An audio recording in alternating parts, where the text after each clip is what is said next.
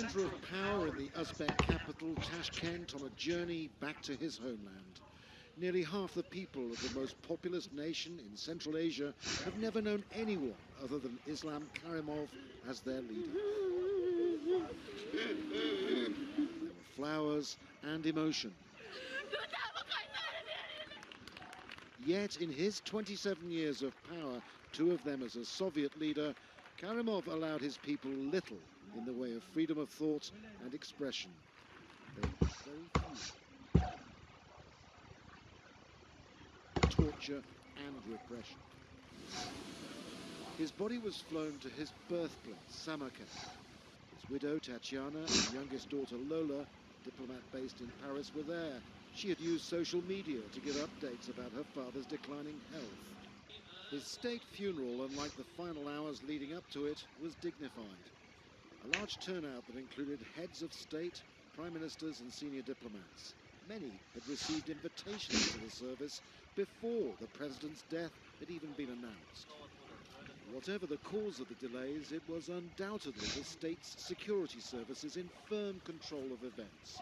That's the way Karimov had built his state. Karimov started out as a factory worker, becoming a card-carrying communist in 1964. He eventually transformed himself into a ruthless authoritarian of Soviet politics in the 20th century. He moved on in 1991 with independence becoming more and more powerful, banning any political opposition, snuffing out any dissent, no matter what the human cost. After the period of mourning, there won't be any visible change in Uzbekistan. The most likely successor is Shavkat Mirziyoyev, Prime Minister for 13 years. He was appointed head of the Commission for the State Funeral. In Soviet times, a signal of who would take over leadership.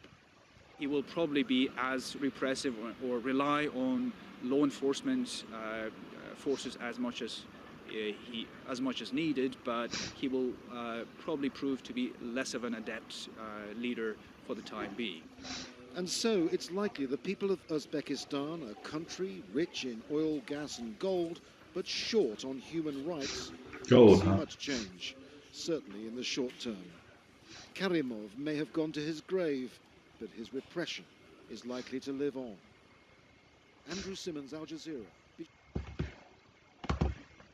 Unaware of your human rights record. Veteran President Islam Karimov has been buried in the city of Samarkand following his death earlier this week at the age of 78. Saturday's funeral came amid continued uncertainty over who will succeed him. The Uzbek government only officially announced on Friday that Karimov had died following a stroke. For the moment, the ex-Soviet Republic's longtime Prime Minister, Shavkat Mirziyoyev, who was designated mourner-in-chief, appears to be in pole position to take over. Earlier in the capital, Tashkent, thousands of mourners lined the city's main thoroughfare at dawn as the late leader's cortege headed to the capital's airport. Accused by critics of harshly repressing dissent, Karimov's death has raised fears of a power vacuum in Uzbekistan, which is seen as a key player in the fight against radical Islam in Central Asia.